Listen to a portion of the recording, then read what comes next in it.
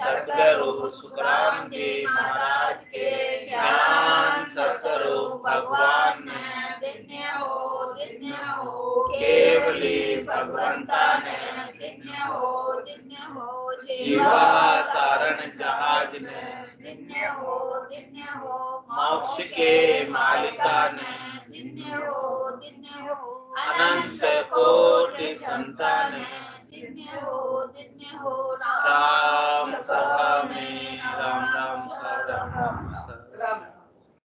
शरणों सतगुरु दयाल को मुखे हृदय हरि नाम नित पद संगत साधु की आजीवन मोक्ष सुख राम अनबे पद प्रकाश के दायक सतगुरु राम अनंत कोटि जन सहाय के ताय करूं प्रणाम सतगुरु को एको शब्द मन कोई लेवे मान तो सहज होते हैं संत दास मुश्किल सुआसान भक्ति भक्त भगवंत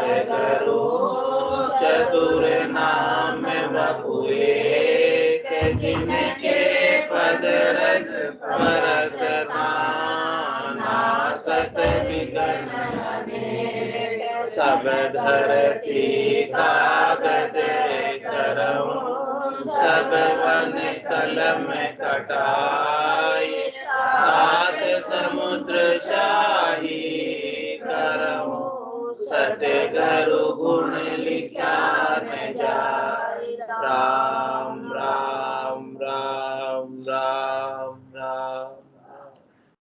आप सभी के अंदर विराजमान परमात्मा के पावन चरण में प्रणाम। राम राम राम। अनंत श्री सतगुरु सुखराम जी महाराज की अणबे वाणी गुरु महिमा का अंग चल रहा है। महाराज फरमा रहे सतगुरु दर्शन जाए और मन में नहीं लावे गुरुदेवे निज स्वरूप रूप निरखत दिन जावे गुरु बोले सो बेन चित्त हृदय धर लीजे और सकल विद त्याग मान गुरु बायक लीजे गुरु गोविंद जन एक है तामे फेर न कोई साचा शिष्य सुख राम कहे जागत ऐसी हो। महाराज फरमा रहे हैं कि सदगुरु के दर्शन के लिए जब जाते हैं तो मन में और कोई दूसरी बात नहीं लानी चाहिए। दूसरी बात मतलब मन में कोई दूसरा काम आड़े नहीं आना चाहिए। काम बहुत आड़े आ जाते हैं हमारे सत्संग में आते वक्त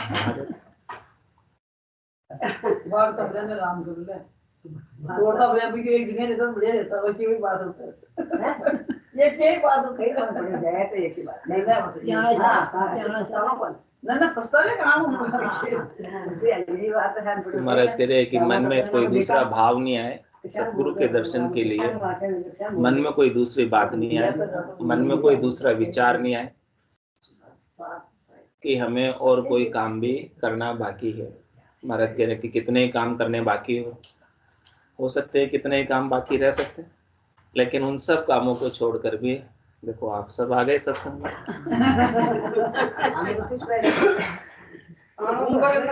तो आपके मन में यदि कोई दूसरी बात आई होती तो आप आते क्या? नहीं आ पाते ना। नहीं आ पाते। वो वही है देख लो के वीडियो देखा करेक्ट हो गया। वो बताए तो सही तो सिखाया तो सही। ये भी सिखाया है जैसे गले में रूम डाली थी ना भी है नहीं मेरे अपन का मन चला जाता है वो आके मिल के आधा घंटा तक गधे सजना घंटा। तो महाराज कह रहे हैं कि सदगुरु के दर्शन के लिए, सदगुरु के ज्ञान श्रवण करने के लिए मन में और कोई दूसरी बात नहीं आए, दूसरी कोई चाहना नहीं हो, दूसरी कोई इच्छा नहीं हो, दूसरी कोई वासना नहीं हो, दूसरी कोई आशा नहीं हो, दूसरी कोई तृष्णा नहीं हो, दूसरा कोई मनोरथ नहीं हो, मनोकामना नहीं हो। महाराज करें कि सदगुरु आपको क्या ज्ञान बख्शिश करते हैं? आत्मा के कल्याण का ज्ञान बताते हैं, परम पद प्राप्ति का ज्ञान बताते हैं, आनंद पद की प्राप्ति का ज्ञान बताते हैं। तो उस आनंद पद के प्राप्ति के ज्ञान के अलावा और कुछ प्राप्त करना है, मुझे संसार के सुख चाहिए, 3 लोकों में फल चाहिए, पदवी चाहिए, धन पुत्र स्त्री माया चाहिए, वो सारी बात महाराज फरमा रहे हैं कि ऐसा भाव लेकर अपन नहीं, ऐसा भाव लेकर जाते हैं तो क्या होता है, गए तो आप कल्पवृक्ष के नीचे और क्या मांग रहे हो कल्पवृक्ष से? ये हमारे घर में सब्जी बनाने के लिए कद्दू दे दो। कल्पवृक्ष महाराज संसार की सुखों की कामना लेके अपन भगवान के पास जाते हैं ना, मंदिर में भी जाते हैं तो क्यों जाते हैं? दर्शन करने। ये भगवान हमारे ये कर देना, वो कर देना, ऐसा कर देना, ठीक कर देना, सब यही बात लेके जाते हैं। हाँ, तो महाराज कह रहे हैं कि आप भगवान के पास जा रहे हो, चाहो तो हमेशा हमेशा का राज प्राप्त कर सकते हो भगवान का, चौथे लोक का, संतों के देश का, रामजनों के देश का, केवली भगवंतों के देश का, जिसमें कुछ मांगना फिर आपका बाकी रहेगा ही नहीं। ऐसी वस्तु मिल जाए तो कुछ मांगना ही नहीं रहे बाकी।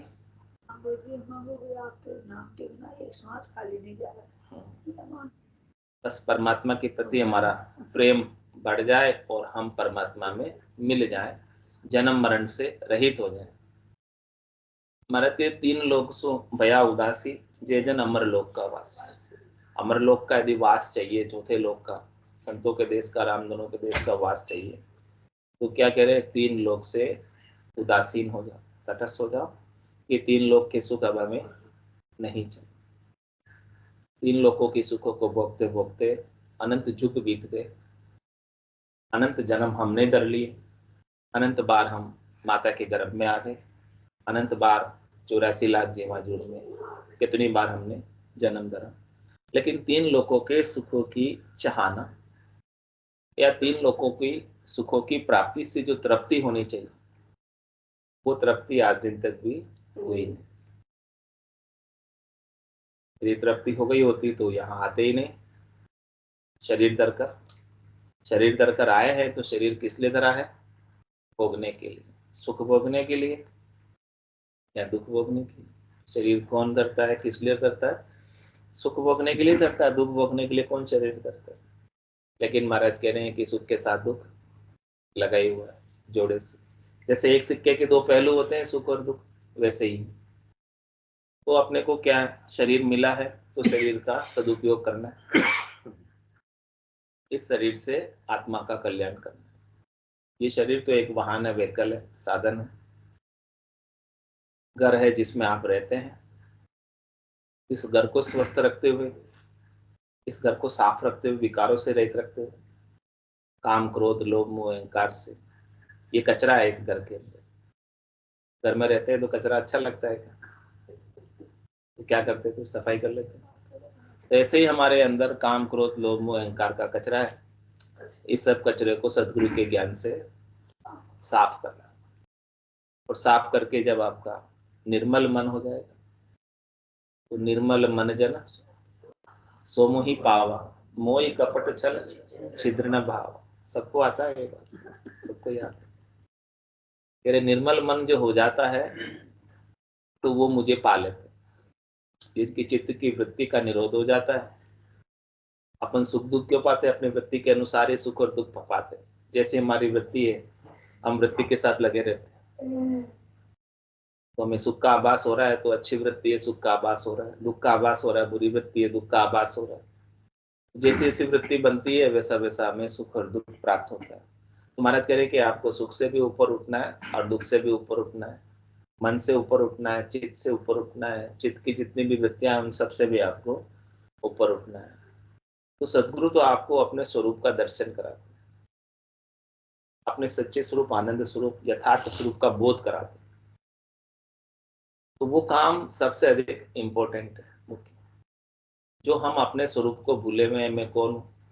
कौन जानते मैं कौन हूँ? कोई नहीं जानता। सब बताते, पूछते हैं कि आप कौन है, तो आप क्या बताते? नाम बताते हैं। हाँ? तो क्या आपका नाम यहाँ हमेशा रहने वाला है? और पिछले जन्म में आपका यही नाम था क्या या दूसरा था? याद भी नहीं है पिछले जन्म का नाम। तो ये नाम तो हमेशा रहने वाला नहीं, जैसे पिछले जन्म का नाम नहीं रहा वैसे इस जन्म का नाम भी नहीं रहेगा। लेकिन अपन अपनी पहचान किससे बताते हैं? अपने ही नाम से बताते हैं कि देखो मेरा नाम ये। महाराज करे वो आपकी पहचान नहीं है। आपको अपने आप को पहचानना है, आपको अपने निज स्वरूप का ज्ञान करना है कि मैं कौन। मैं एक शुद्ध चेतन आत्मा हूं जो परमात्मा का अंश, ईश्वर अंश, जीव अविनाशी, चेतन अमल, सहज सुख राशि। मैं शरीर नहीं हूं और मैं जीव भी नहीं। जीव एक शरीर तक सीमित है इसलिए जीव बना रहे। मैं एक शुद्ध चेतन आत्मा हूं जो परमात्मा का अंश है। मैं परमात्मा रूप ही हूं और मेरी जाति परमात्मा की जाति। शरीर की मेरी जाति प्रकृति की बनी हुई है और ये प्रकृति सारी नाशवंत है, नाशवान है, मिटने वाली है, माया से रचित। प्रकृति किससे रची हुई है? माया से। तो शरीर भी किससे रचा हुआ है? माया से। तो माया कभी दिखती है और कभी ओझल हो जाती है, यानी माया का अस्तित्व नहीं होता। जो मायावी जादू दिखाते हैं वो कुछ का कुछ बना देते हैं। तो किससे बनाते हैं? माया से ही बनाते हैं। आंखों का भ्रम होता है। तो ऐसे ही हमको भ्रम हो रखा है कि ये शरीर मैं हूँ और इस शरीर से संबद्ध संसार मेरा है और मुझे इनसे सुख ले। ये सारा हमें आंखों का भ्रम है। ये माया का आवरण है, माया का पर्दा है। उसकी वजह से हमें सब कुछ सच्चा लग रहा है, अच्छा लग रहा है। लेकिन महाराज कह रहे हैं कि इस पर्दे को आप हटाओ तो उसके पीछे जो सत परमात्मा सतराम जी है, तन देवल बिच आत्म देवा निर्गुण भक्ति भजन है भी। ये तन रूपी देवल के भीतर आत्म देव विराजमान है जो परमात्म देव के अंश हैं। उसका आप दर्शन करो। तो महाराज फरमा रहे हैं कि सदगुरु के दर्शन जाने के लिए मन में और कोई दूसरी बात नहीं लाए। क्यों नहीं लाए? क्योंकि वो सदगुरु क्या देते हैं हमें? गुरु देवे निज स्वरूप रूप निरखत दिन जावे। सदगुरु हमें क्या देते हैं? हमारा निज स्वरूप देते हैं, हमारा सत्य स्वरूप देते हैं, हमारा आनंद स्वरूप बताते हैं, हमें हमारे होने का बोध कराते हैं कि हम कौन हैं, हमारे वास्तविक स्वरूप का ज्ञान कराते हैं। और जब हम वास्तविक स्वरूप का ज्ञान कर लेते हैं, आनंद स्वरूप का ज्ञान कर लेते हैं, हमारे अविनाशी स्वरूप का ज्ञान कर लेते हैं, तो फिर उस रूप को, उस आनंद को, उस दर्शन को करने में हमारा पूरा दिन आनंदमय। हमें कोई भय, कोई दुख, कोई त्रास सताता ही नहीं। सबसे मोटा भय कौन सा था? मृत्यु का, कि मैं मर जाऊंगा, ये सबसे मोटा भय। लेकिन सदगुरु क्या बताते हैं कि आप कभी मरने वाले नहीं हो। मरने वाला है तो केवल शरीर है आपका। जो व्हीकल, जो कपड़ा, जो साधन जो आपने ऊपर पहन रखा है, वो कपड़ा खराब होने पर, फट जाने पर, विकृत हो जाने पर, काम का नहीं रहने पर बदल दिया जाता है। वैसे ही आप भी अपने शरीर को क्या करते हो? बदल देते हो। मरते नहीं, कपड़ा बदलते हो केवल, बस। हाँ, तो ये बात सदगुरु आपको निज स्वरूप की बताते हैं कि आप नहीं बदलते हो, लेकिन कपड़ा बदलते हो, आप शरीर बदलते हो। तो वो निज स्वरूप जब आपने एक बार पा लिया, यानी उसका एक बार अनुभव कर लिया, उसका बोध कर लिया, उसका दर्शन कर लिया, तो फिर आपके बचे हुए सारे दिन, बची हुई सारी श्वासें, बचा हुआ सारा समय, कोई डर रहेगा, कोई भय रहेगा, कोई चिंता रहेगी, कोई दुख रहेगा, कोई त्रास रहेगा? कुछ भी रहने वाला। ऐसा निर्भय कर देने वाला ज्ञान हमें सदगुरु देते हैं, निर्भय पद की प्राप्ति कराने वाला ज्ञान देते हैं। और निर्भय अवस्था में जब तक आयुष्मान कर्म रहते हैं, श्वासें रहती है, तब तक हम आनंद में रहते हैं। और आयुष्मान कर्म श्वासों के, शरीर की आयु अवधि पूरी होने के बाद हमेशा हमेशा के लिए आनंद में जाकर अवस्थित हो जाते हैं और फिर से लौटकर आने की आवश्यकता भी नहीं रहती। तो ऐसा निज स्वरूप कौन प्रदान करते हैं? केवल संत सदगुरु केवली भगवंत ही प्रदान कर सकते हैं, दूसरे और किसी के हाथ की बात है नहीं। तो महाराज फरमाने के ऐसे महत्वपूर्ण काम को करने के लिए जाते वक्त और कोई काम हमारे बीच में आड़ा नहीं आना चाहिए। तो सदगुरु दर्शन जाए, सदगुरु दर्शन जाने का मतलब सत्संग में जाना, सदगुरु के मुखारबिंद के अड़बे के वचन श्रवण करना, उनके ज्ञान को सुनने जाना। सदगुरु दर्शन जाए और मन में नहीं लावे, गुरुदेवे निज स्वरूप रूप निरखत दिन जावे। तो ऐसा रूप निरखने में हमारा दिन बीतता, आनंदमय दिन बीतता है। और जिस दिन सत्संग नहीं सुनो उस दिन कैसा दिन बीतता है? एक कमी रहती है कि हाँ आज सुना लगता है, और जिस दिन सुनते हो उस दिन अच्छा लगता है पूरा दिन।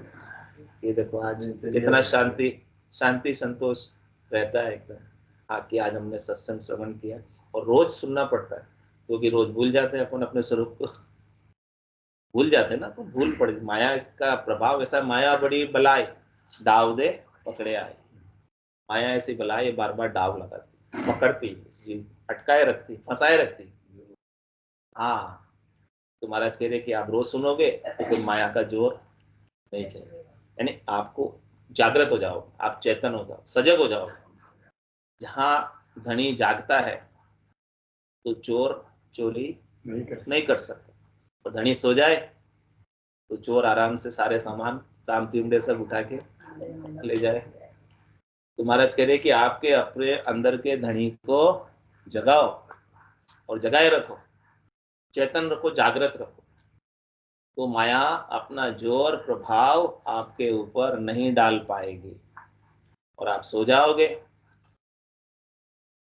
तो माया अपना प्रभाव दिखा देगी, सुखी दुखी कर देगी।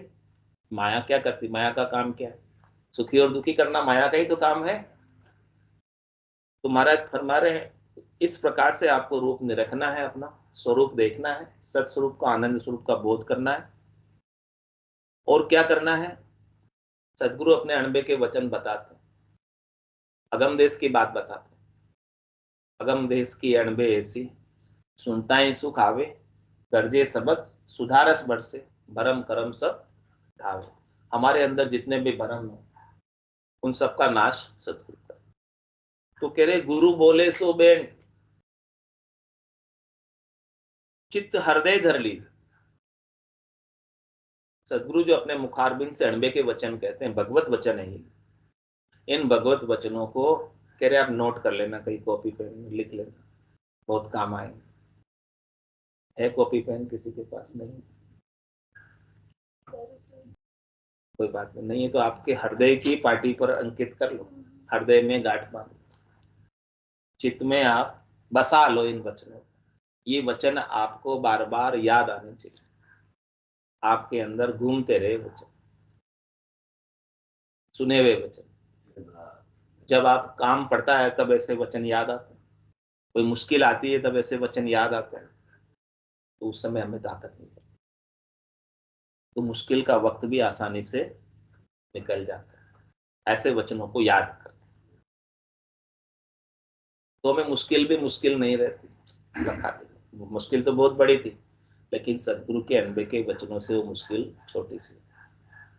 तकलीफ तो बहुत बड़ी थी, लेकिन सूली की सजा सुई में परिवर्तित होकर निकल जाती। ऐसा प्रभाव है सदगुरु के अनबे के वचनों का, ऐसे ज्ञान का प्रभाव है। तो महाराज फरमाने की सदगुरु जो आपको वचन अपने मुखारबिंद से बोलकर सुनाता है तो उसको हृदय में उतार लो।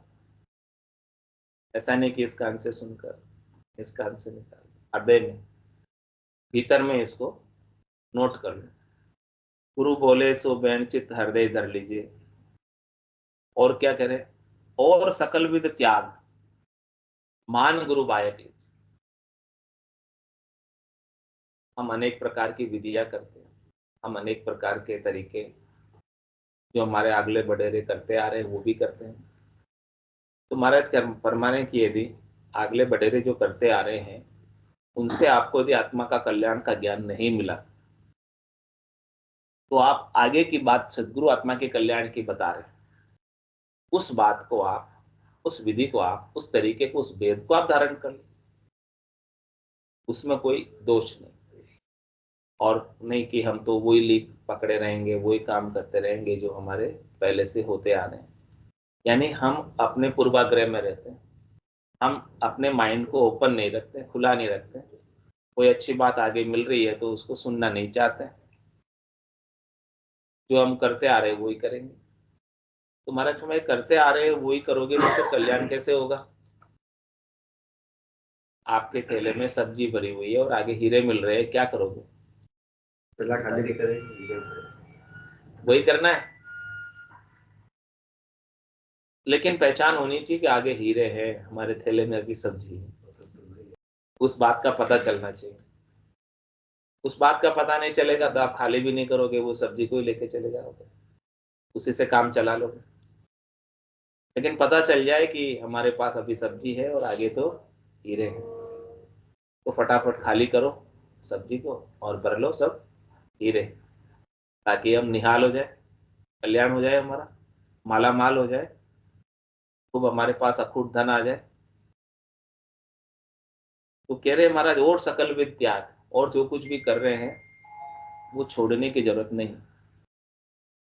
जब आपको मैं तो पता चल जाएगा कि जो मैं अब कर रहा हूं, जो साधना राम नाम का सुमरण में अब कर रहा हूं, वो इतना आनंददायक है, इतना आनंददायक है कि पहले की सारी विधियों की जो सुख थे वो उसके सामने फीके हैं, गोड़। ऐसा हो जाए, नाम का सुमरण इतना मीठा लगे कि रसना से छूटे नहीं, और भीतर में इतना आनंद आता है कि दूसरा और कुछ करने की इच्छा बाकी रह नहीं। तो घर बैठे ही जब इतना आनंद आ रहा है तो मैं उठकर कहाँ जाऊं, क्यों जाऊं, कैसे जाऊं, किस लिए जाऊं? तो महाराज फरमा रहे हैं कि और सारी विधियां जो आप पहले की है वो सब छूट जाए, इतना आनंद विभोर हो जाओ, इतने विरह के साथ, प्रेम के साथ, भाव के साथ सुमरण बने आपका। नाम का सुमरण इतना देखो कि और सब विधि छोड़ने की जरूरत नहीं पड़े और छूट जाए, छूट गई सारी विधियां, तो महाराज फरमाने की सारा काम आपका स्वतः हो जाएगा।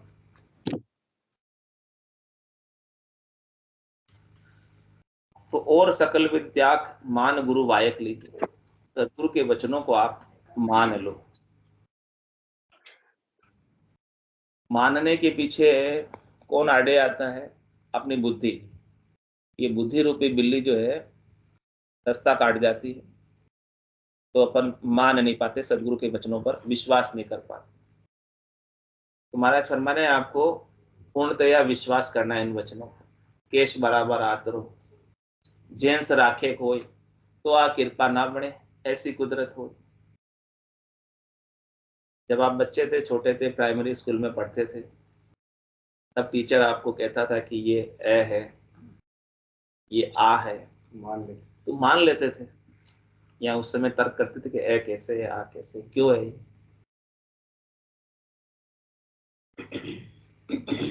महाराज करे आप मान लिया उस समय, तो आप सीख गए, जान गए उसको। ग्रंथ पढ़ने जाएगा हो गए। हाँ, यदि मानते ही नहीं, तर्क करते मानते ही नहीं, तो आप सीख भी नहीं पाते। इसी प्रकार से सदगुरु ने जो अनबे के वचन कहे हैं, जिन वचनों के, जिस ज्ञान के माध्यम से सदगुरु ने आनंद पद को प्राप्त किया, आप भी मान लो कि आपको भी मिल ही जाने वाला है आनंद पद, केवल पद। और इसी शरीर से, इसी देह से मिलेगा, ये भी गारंटी ले रहे। सदगुरु बख्शे राम नाम शिष धारे विश्वास, रामचरण निज दिन रटे निश्चय हुए प्रकाश। गारंटी के साथ, निश्चय के साथ कह रहे कि आपके घट के भीतर भी ज्ञान का प्रकाश होता है। लेकिन मानना तो आपको, सदगुरु को एको शब्द, ये कोई मान, मन को ही माने मान, तो सहज होते हैं संतदास मुश्किल सुहास। सदगुरु के एक शब्द को कोई मान ले, कोई मन अपने भीतर से स्वीकार कर ले, तो उसकी सारी मुश्किलें हल हो जाएगी, आसान हो जाएगी। तो मान गुरु वायक लीजिए, गुरु के वचनों को आप मानें।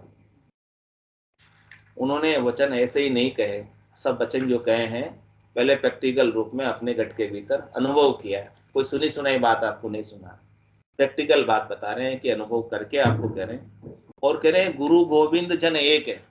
क्या बताया? गुरु और गोविंद और भक्त और उनके जन, भक्ति करने वाले जन, इन तीनों में कोई फर्क नहीं है। जन्म में तो फर्क होती है। नहीं, क्यों फर्क है? जन्म में फर्क? जन्म में परमात्मा नहीं है क्या? भले प्रकाश नहीं हुआ लेकिन परमात्मा तो है, और प्रकाश होने ही वाला है। प्रकाश होने में देरी नहीं है, समय नहीं। हाँ, तो गुरु गोविंद जन एक है, एक है, अलग नहीं है, उनमें भेद नहीं है। तामे फेर न कोई, उसमें कोई फेर मत समझना, उनमें कोई मनुष्य बुद्धि नहीं रखना, उनमें कोई मत समझना कि ये सामान्य मनुष्य है, वो परमात्मा रूप ही है, और उनकी दृष्टि में सब परमात्मा है, तो आपकी दृष्टि में भी सब परमात्मा होना चाहिए। जो सद्गुरु ज्ञान की दृष्टि से हमें देखते हैं, हमें भी उसी ज्ञान की दृष्टि से सर्वत्र देखना है, तो अपन भी परमात्मा रूप राम रूप हो जाएंगे। साचा शिष्य सुखराम के झांकत ऐसी हो, सच्चा शिष्य जो है उसकी गति महाराज फरमा रहे हैं कि ऐसी हो जाती है, सर्वत्र उसको परमात्मा ही परमात्मा निजन आने लगते हैं। सिया राम में सब जग जानी, करूं प्रणाम जोरी जुगमा, मन वो चवर करे मन माही, जहाँ देखू ता सदगुरु साईं। 167 हरजस पदराग मिश्रित 2। संतों में ऐसा सतगुरु चाहूं, आवागमन मिटे दुख भारे, महापरम सुख पाऊं। संतों में ऐसा सतगुरु चाहूं, आवागमन मिटे दुख भारे, महापरम सुख पाऊं। पाप करूं तो दोजख देवे, धर्म किया भुगतावे। पाप करूं तो दोजख देवे, धर्म किया भुगतावे। तपस्या किया राज गल पद में, जन्म जन्म दुख पावे। तपस्या किया राज गल पद में, जन्म जन्म दुख पावे। संतों में ऐसा सतगुरु चाहूं, आवागमन मिटे दुख भारे, महापरम सुख पाऊं।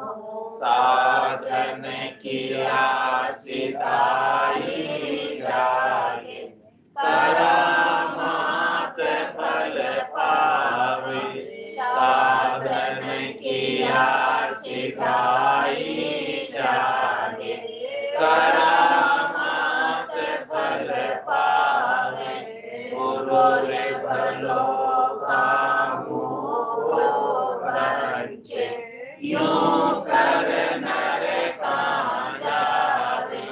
गुरु भलो कामो को बंचे, यूं कर नर कहाँ जावे। संतों में ऐसा सतगुरु चाहूं, आवागमन मिटे दुख भारे, महापरम सुख पाऊं। क्रिया किया कर्म सिर बंधे, ग्रह आवेदन टूटे।